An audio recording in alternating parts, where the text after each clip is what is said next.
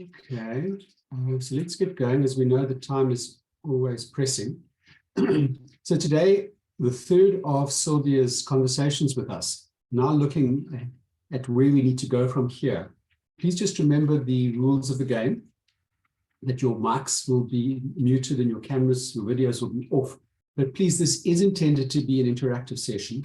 So please engage with Sylvia by using the chat box. Type your questions or your comments in the chat box, and then I will act as moderator and bring them to Sylvia's attention at a time that maybe seems convenient, for example, if she's changing a slide. But please do that. Do engage with Sylvia, raise the questions that you've got, make the comments that you've got, so if we can get Sylvia to respond to them. Okay, Sylvia, over to you if you'd like. And I think you need no introduction. I think if you want to go ahead, share your screen.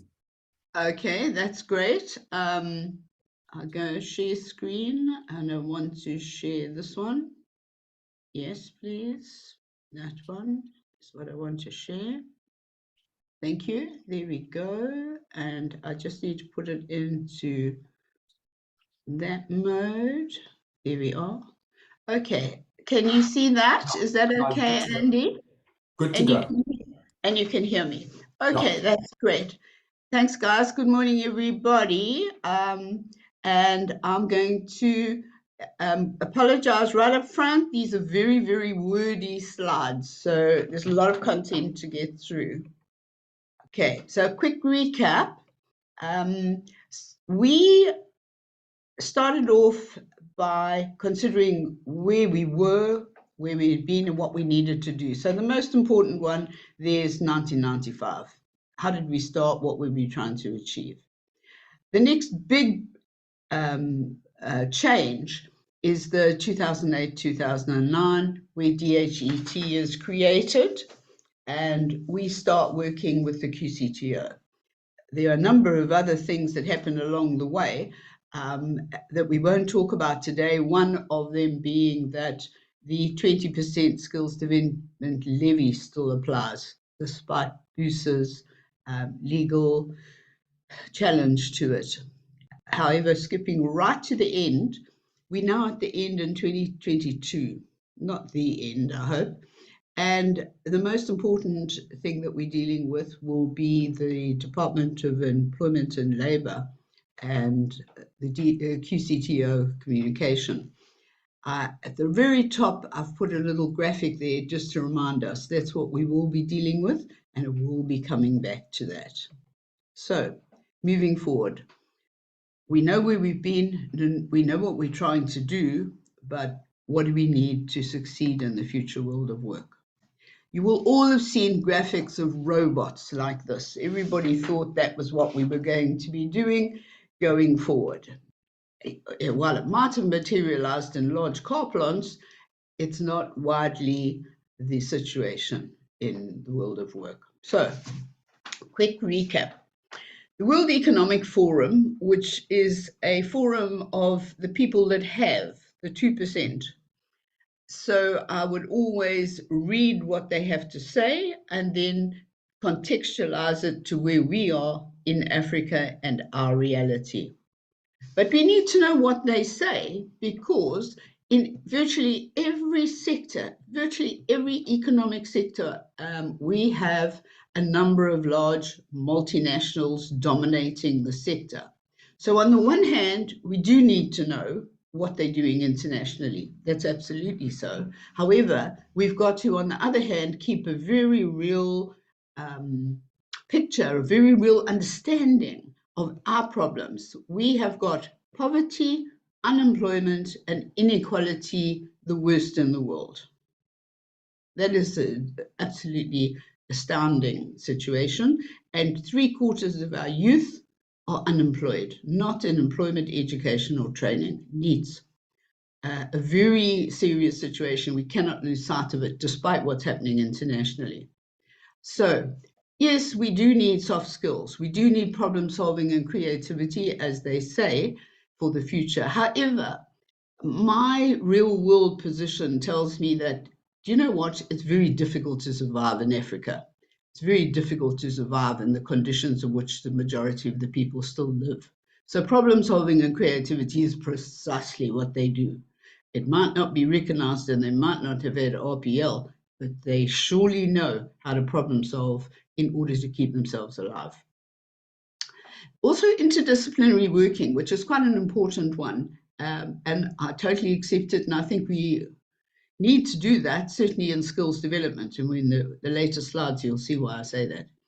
We have a situation where things are changing, even here, and so we do need to understand the concept of unlearning and relearning, new learning taking off. One point that comes out of the OECD report, I did mention it last time, but it's worth pointing out again. The reports are that international employers, the large ones, no longer see a qualification as proof of suitability for employment. They say that the qualification is what you've done in the past.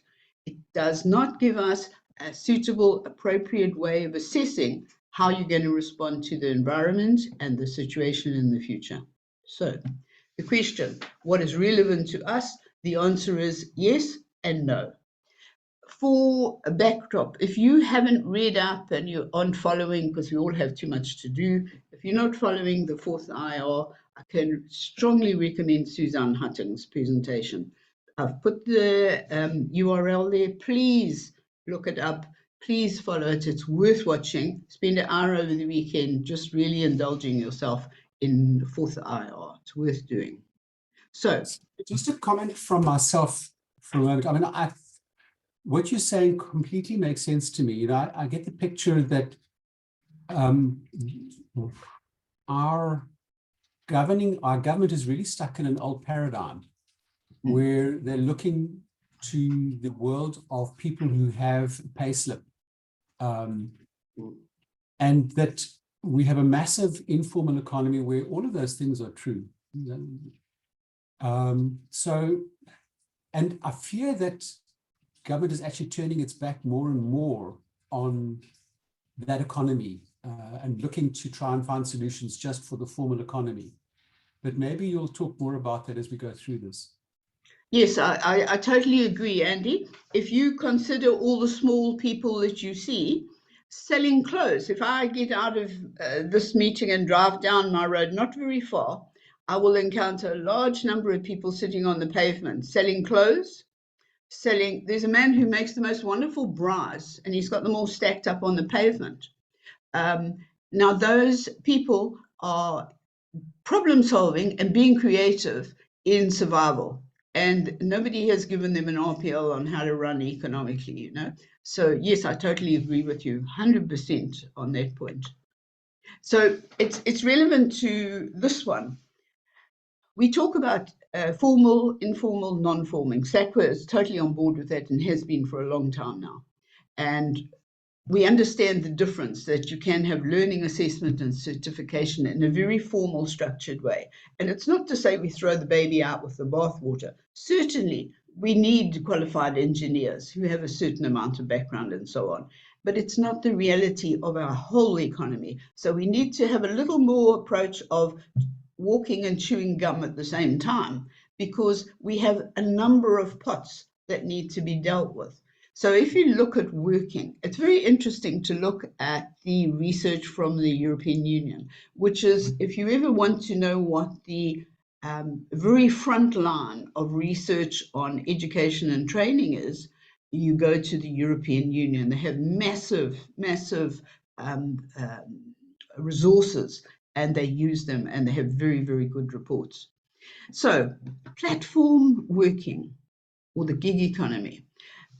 I'm sure that hundreds of people here in ASDSA, hundreds of members may not be here today, but they shop online, and the man arrives with his bike.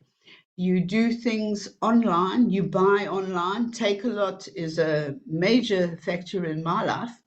So platform working, people who are advertising online. If you want construction work done, you go to Fix Forward, and you will get contractors there for plumbing, painting, all sorts of things, even garden landscaping now. Multi-job working is another factor we need to take into account. I have a number of things that I do, And so I do a bit of that, and then a bit of that, and then a bit of the other thing, and hopefully duck it into the garden every now and again. So we in Africa are certainly doing it, and certainly older people are doing it, and unemployed people are doing it. You can do more than one thing. You may even have a formal job during the day, but at night you can come home and work on the internet and earn additional income. So if you compare, you will see reports about the US of A, and you will see reports that people earn so little that they have more than one job. Now, there's also the concept of doing multiple things, multiple small things. And so we need new forms of recognizing what people are doing. Yes, we do still have formal recognition on one hand, but we need a far more creative and variable way of recognition. Interestingly enough, in terms of the skills that are required, the skills requirement across the EU countries, 28 EU countries, and you look at the skills required there, you will see that they've got people working on platforms, and they've done the research into what skills are required for that working on platforms, that is online. And surprisingly, it comes up with almost half, just over half of the people have low skills. Very, very interesting. Only 6% medium to high and 16% high skills. So that means that it does represent an opportunity for us in terms of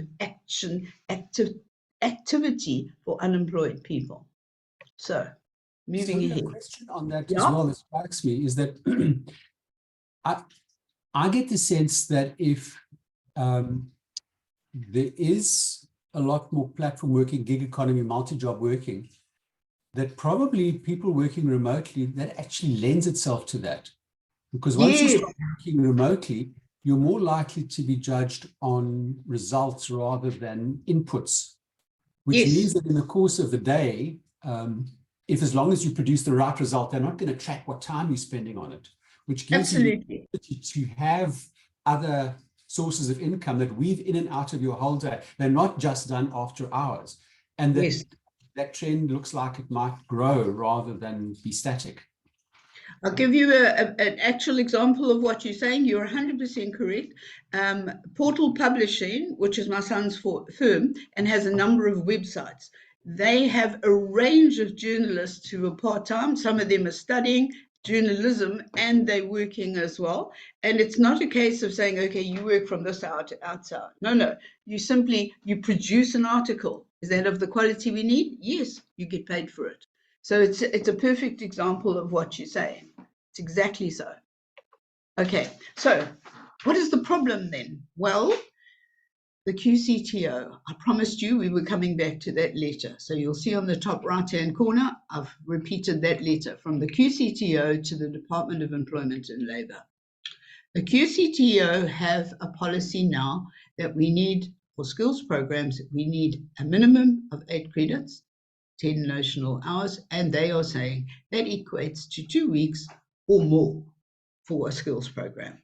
Now, I'm quite sure all of you have skills programs in mind in the sectors that you work in that certainly don't meet that. So we have a range of legacy programs. There's many legacy programs that actually also include compliance requirements, the food safety stuff, good manufacturing practices, HACCP, all the food safety. That's essential both for our exports. We won't be able to export to the EU, which is a major purchaser of things like our wine and so on, unless we are compliant with the food safety requirements. And the food safety requirements are what prevent us having outbreaks of things like listeriosis, and also having the problems of the fishing industry canning stuff that then has to be taken off the shelves. All of those things relate to food safety training. The QCTO letter to the DOEL advised the DOEL that for first aid training and the skills programs, the training providers would no longer need accreditation under QCTO, because classically they don't fall under that 8 credits, and they don't need the accreditation and they don't need registration with the DHET. So the point is, it's not just the first aid, but it's all driven machinery, forklifts, etc., and all of the food legacy type compliance as well. So a quick story on the forklift. Every time I see a forklift, I worked mainly in manufacturing, and I did a lot of industrial relations. One day, a production manager walks in and says, "I want to do disciplinary action, but I don't know what the allegation is. What do I charge him with?" I say, "Well, okay, well, what do they do?" Well, 2 employees on the night shift. The forklift was found, pushed up, driven right up to the wall. Those forks were up to the top, and there was a man standing on the forks. And the man standing on the forks had his black gloves that you use in production, and he was tapping the electric fence. So right at the end, you can tell me in the chat, what would you charge these two with, and why do we think they were doing it? Okay, to recap on this DOEL letter. The DOL have always accepted training providers on the basis they've been quality assured under the DHE structures. That is, that they meet SACWA and QCTO and so on. And DOL have said, in order to accept training providers, we want them to have done that first. Now, the problem is we have an economic reconstruction and recovery plan, which the presidency put in place after COVID. Not only do we have poverty, unemployment, and inequality, but it was worsened by COVID. And so there's a plan put in place to recover economically. The problem is not all employers participate in skills development, but every single employer is responsible for occupational health and safety, almost at the risk of criminal offense. That's how serious this is. Every workplace that we work in is required to be safe. Health and safety requirements. So before we go away from that, so what I'm hearing you say is that if you don't have a proper route to support this compliance training specifically, then it actually puts the employer at risk because they're obliged to meet those requirements. Okay. Yes, absolutely. Because the Department of Employment and Labour have the inspectors who visit workplaces, and they work. One of the things that they inspect is occupational health and safety. Recently, that was one of the issues in the northern provinces, where the Department of Employment and Labour inspectors were going and finding out how non-compliant they were. And they're always complaining they don't have enough inspectors and employers are not complying. So it's a major issue. How is an employer supposed to get accredited occupational health and safety training if the QCTOs just dumped it over the wall, much like those guys you're doing with the electric fence, you know, a QCTO just went, whoops, over the wall. There's a number of risks here. You've got the employer, you've got all workers, so every single worker. So that doesn't matter whether they're permanent, temporary, contractors, somebody pulled off the road for 2 hours, all union members working in, so it's an issue for all of organised labour. There's the loss of income, I'd like to say that word income. It's a loss of income and economic survival for many of those training providers. Many are SMMEs. In forklifts, for example, in forklift training, I'm aware specifically of one local man who was retrenched, and he used his forklift training to set up a business, and he has been accredited. So we have these small people who are trying to survive who are at risk. We also have the issue where we have a risk to the public. So if you come into a place, you're expecting it to be safe. When you go shopping at your supermarket, you're expecting it to be safe. All of that is covered by occupational health and safety. We also have the most critical, I mentioned at the top, the ERRP, our economic plan. That is at risk, because you cannot trade internationally unless you are compliant. And unless they can see the certificates, I can assure you that the EU are not accepting anything from us unless they can see that it's compliant. So we are totally at risk as a South African economy. That affects all of us, in effect. So a comment from Jonathan Brawns. Yes. Who is addressing the low bandwidth and vast areas in our country with very poor or no network connectivity? Platform working and online learning and workshopping like the session all require very strong internet connectivity. And then comment from Michael Tiger, ICASA as the regulatory authority, together with the Department of Communications and Digital Technologies, should be driving the access to digital access for all citizens. Do you have any thoughts or comments on that? Oh, yes, I do. Because I mentioned my son's business is all online. It's all websites. And the major site that we have is, in fact, for students. It's the careers portal. That is where the majority of the business is. Now, the problem that we have, I totally agree with that comment. Thank you so much for it. I totally agree that the way we're going to get education and training to everybody in Africa, not just in South Africa, but across borders, because bear in mind, we can consider going across borders to the rest of Africa, apart from the first world countries. Now, the only way we're going to get that is by resolving this issue. Everybody needs access. It's what they've done in India. They managed to get everybody on banking because they've done that. Virtually everybody already has at least a small cell phone. So we need to increase that. I could not agree with that more. It would create, apart from the employment it would create in terms of putting the infrastructure in place, it would also then give us the foundation for education and educating everybody. And we found during COVID that children needed to be at home. Now, just to divert a little bit, in terms of the students learning, I'm not sure whether it's to what extent it is nationally, but the City of Cape Town has looked at centres where people can go and connect to create connectivity. And in all our local libraries, they now connect to what's called EduRoam, which you can connect internationally to universities via EduRoam, and all our libraries now have that. And so the students would go to the library, the local township where close to me, the students would go to the library where they could sit and work and they could have internet access. So that's what we need to be rolled out internationally. Couldn't agree more. Thank you so much for that comment. And of course, you know who could also be educated is all the employers and all those people who need to be trained. And then we just need to, and it lends itself to online assessment. We just need to tie up the security of it. Really, it's a perfect comment. Thank you so much. Okay, just moving on. I'm not sure where we are on time, Andy. Sylvia, you've got 8 minutes. Okay, that's great. Okay, because we need a few minutes on this slide. So what do we do now? The first point is ASDSA is a professional body.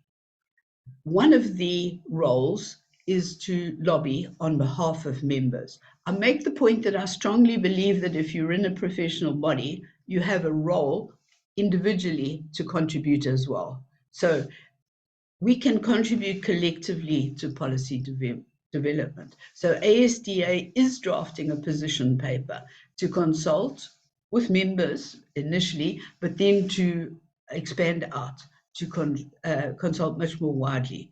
Because if you look at who is affected by this, you cannot find a citizen practically that's not affected in some way. You've got all the professional bodies, all the statutory bodies, Medical Council, Occupational Health. I think SAMHSA is the one that does the maritime, you know, out on the sea. So it's not just land, it's sea, and then there's air as well. You cannot find somebody who's not affected by this. There's a range of associations, statutory and otherwise. And then there's a whole of organized labor. So that is not just COSATU, but it's also SAFTU as well. Now, they would be interested in this and what ASDSA are doing. And then the question is, okay, so where are we going to send the position paper? That's a very good question. Who is impacted? As I said, I can't find a citizen, and not just citizens, people in the country who are not in some way affected by this issue of QCTO just dumping everything on the Department of Employment and Labour. The impact of that QCTO decision is negative for our national economy, which, let's face it, is under stress as it is. So all of the ministers, or you can go DHET, DOEL, but it's also transport. Don't forget that's air and sea as well, harbours. Imagine those big cranes at the harbour. You know, you need to know that somebody that's driving that thing and lifting those things, you know, and the containers knows what they're doing. There's DTI, there's Department of Finance. There's all the SMMEs, so there's the SME department involved there as well. And that's just the ones that I could think of very quickly. The position, really, the decision must be to present the position paper to the presidency, because the presidency are running various employment schemes as well in terms of youth and so on. So it seems that as a nation, we need to get together and say, no, we need another way of doing it. What the answer is, and we can present different suggestions. For example, I personally find the Department of Employment and Labour very effective. They have online portals for employment equity, for UIF, now for the unemployment people seeking employment. So ASDSA, if you just go to the department site, you'll see all the portals. So there's no reason why they can't also run portals for this, but not the quality control, because we've spent an enormous lot of time and effort, and these are resources that people have expended in training and setting up. So we can't just dump all of the quality assurance that we've put in place and all the skills programs, the legacy skills programs. We have a constitutional obligation on the departments to be effective and efficient and not waste our money. You wouldn't believe that with some of the things you see, but it's true if you read the Constitution and the department dealing with the state and state responsibilities. We as citizens have a right to effective use of our resources. So it's not effective use of our resources, in my opinion, if we're simply going to go and dump a whole lot of work that's been done that is exactly what the employers need. So that makes no sense whatsoever. Sylvia, And, do you have some idea as to timelines for completing the position paper and distributing what? I think we could safely say by this weekend, we would have concluded something that is for broad consultation. I would say that makes sense, because there's a lot of people contributing to it. So I'm quite sure by the end of this weekend, you could say, okay, those initial people working and contributing would have put in their thoughts and their content. And then by next week, this coming week now, you could start distributing to all members for their contribution. Okay, cool. Thank you. Okay. So you've got just 2 minutes left. Any concluding comments? I really very, very strongly feel that this is something that everybody should pay attention to. There are impacts. If you sit and think about the impacts of untrained people operating driven machinery, it's horrendous, the impact. And on the issue of trade, do not forget that in Africa, the African Union has already, in fact, created the Trade Association. So we have an opportunity to trade in Africa. So I really think we all need to contribute. We all need to make a contribution to saying we need another way of getting through this. Cool. Thanks, Sylvia. We're just on 10 o'clock. Thank you so much for your time today and for talking to us. For members looking for some CPD points, you'll see that the link for getting your CPD points is in the chat box. So please use that link. And then I think from my side, that's all from me. Thanks so much, Sylvia. Thanks, Andy. It's a pleasure being with you guys. Thanks, everyone. Bye-bye then.